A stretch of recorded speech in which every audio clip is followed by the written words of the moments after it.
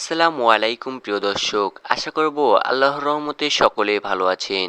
ঘূর্ণিঝড় রেমাল আরও ভয়ঙ্কর রূপ সৃষ্টি হচ্ছে। ঘূর্ণিঝড় রেমাল বঙ্গোপসাগরে সৃষ্টি হচ্ছে নিম্নচাপ।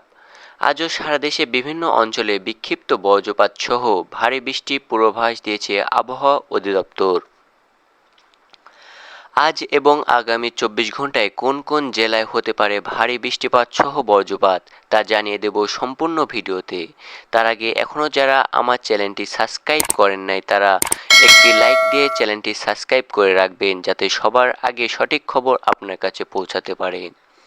এবার জেনে নিন এক পলকে। আবহাওয়া অধিদপ্তর জানিয়েছে সারা দেশে চলমান ঝড় বৃষ্টি আগামী বুধবার পর্যন্ত অব্যাহত থাকতে পারে। একই সঙ্গে 48 ঘন্টার মধ্যে দক্ষিণ পূর্ব বঙ্গোপসাগরে একটি নিম্নচাপ তৈরি হতে পারে বলে জানিয়েছে বাংলাদেশ আবহাওয়া অধিদপ্তর। এছাড়া বাংলাদেশে খুলনা বিভাগ ছাড়া সারা দেশে কম বেশি বৃষ্টিপাত হয়েছে আজ।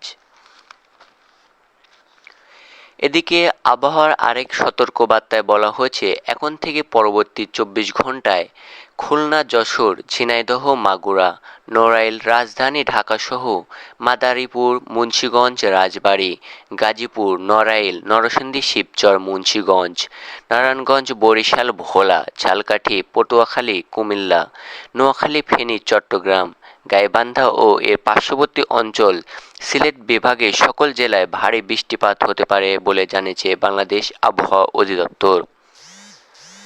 তাই উত্তর আকাশে কালো মেঘ দেখলে সকলকে সতর্ক হতে বলা হয়েছে।